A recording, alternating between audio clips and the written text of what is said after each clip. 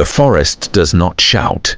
It does not announce danger. It simply waits, thousands of trees standing, still, watching, every year, experienced. Hikers vanish inside forests just like this one, not because they were careless, not because they were foolish, but because nature does not forgive small mistakes. This is the true story of Daniel Harper, a man who walked into the forest on a calm morning and did not see another human being for 9 days. 9 days without shelter, 9 days without food, 9 days of darkness, cold, hunger, fear, and something far worse, the slow collapse of the human mind. Daniel Harper was 34 years old, a mechanical technician, a weekend hiker, not a survival expert, not reckless, just someone who believed nature was predictable. He had grown up near forests, camped dozens of times, learned enough to feel comfortable enough to stop being careful. This trip was supposed to be simple, a solo hike, 1 overnight stay, 2 days in the woods, a reset from work, from stress, from noise. Before leaving, Daniel sent a quick message to a coworker, Mark Benson, just a casual note, heading out to Pine Ridge this weekend. No exact location, no exact return time. At the time, it felt unnecessary. Later, it would become critical. Daniel packed light to bottles of water, protein bars, flashlight, folding knife, lighter, a printed trail map folded in his pocket. No GPS, no satellite phone. The trailhead sign was old, wood cracked, letters faded. Pine Ridge. Loop, 8 miles. Daniel had walked parts of it before. The first hour felt easy. Birds calling, sunlight filtering through branches, soft dirt under his boots, that comfortable illusion. The forest letting him feel welcome. But forests do not welcome, they tolerate. Daniel followed the main trail, past a fallen tree, stepped around a muddy patch, then noticed a narrower path to the right. It looked used. Compressed soil, broken branches, probably a shortcut. Daniel hesitated, checked his map. The map did not show it, but unofficial trails existed everywhere. Hunters, photographers, nothing unusual. Daniel Harper stepped onto the narrow path. That was the moment everything changed. The narrow path lasted maybe 10 minutes, then it thinned. Grass grew taller, branches closed in. Daniel slowed, looked around.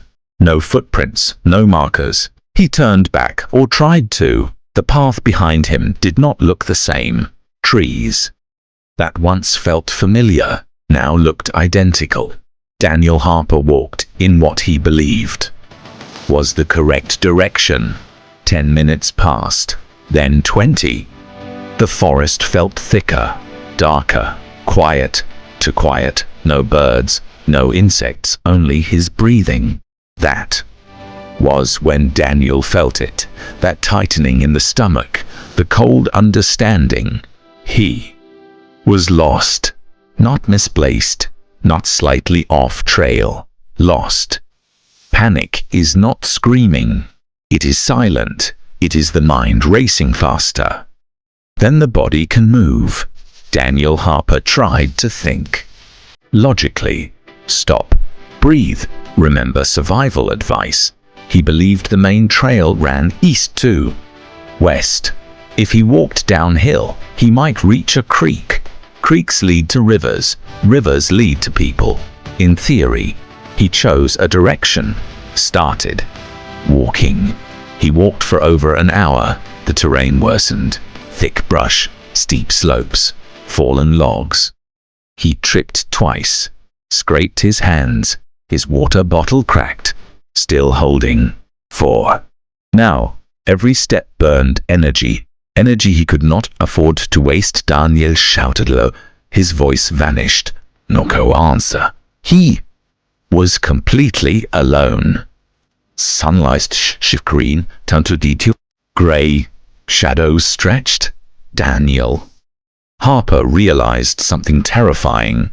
He had no shelter, no tent, no sleeping bag, no fire starter, only a lighter and a small knife. He needed to stop moving. Moving at night meant injury. Injury meant death. He found a cluster of fallen branches beneath a large pine, crawled underneath, pulled leaves and needles over his legs, curled into a ball. The temperature dropped fast. Cold crawled into his bones, then sounds started. Something moving. Leaves crunching, a distant howl, maybe a coyote, maybe something else. Daniel. Harper did not know. The forest at night turns imagination into a weapon. Every sound becomes teeth. Every shadow becomes claws. He thought of his sister, Rachel Harper, her laugh, her voice. He wondered if he would ever see her again. Daniel did not truly sleep. He drifted, woke, drifted. Again, heart pounding, waiting for something to touch him.